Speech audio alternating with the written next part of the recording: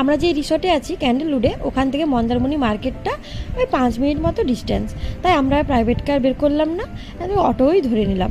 আর একদম রিসর্টের সামনে থেকে অটো টোটো সবসময় অ্যাভেলেবেল।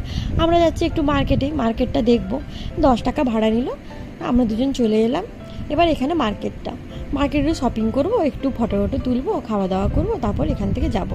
তো এই আমরা যাচ্ছি, তো এসে দেখছি তো খুব ভিড়। আমরা যে রিসোর্টটা আছে ওইখানটায় এত ভিড় থাকে না, এবার মার্কেটের এখানটায় খুব ভিড় থাকে।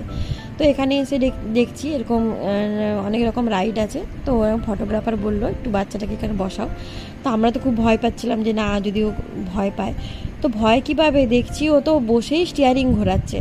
মানে বলে না বাচ্চারা বড়দের কপি করে, ওই যে প্রাইভেট কারে যখন যায় ওর পাপা যে গাড়ি চালায় ওটা ও দেখে, এতটাই ফলো করে যে ও বসে ভয় কী পাবে, ও বসে প্রথম থেকেই স্টিয়ারিং ঘোরাচ্ছে। তো আমরা খুব হাসাহাসি করছি যে মানে ভয় কোথায়, ও ভয় পাবে, দেখছি আমরাই ভয় পাচ্ছি। যাই হোক, ওরা অনেক ফটো তোলা হলো।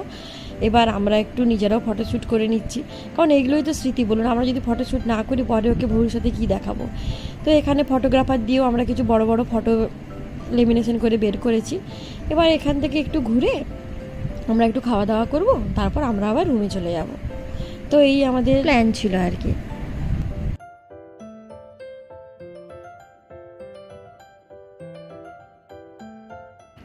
তো এখান থেকে বেরিয়ে আমরা যাচ্ছি শপিং করতে।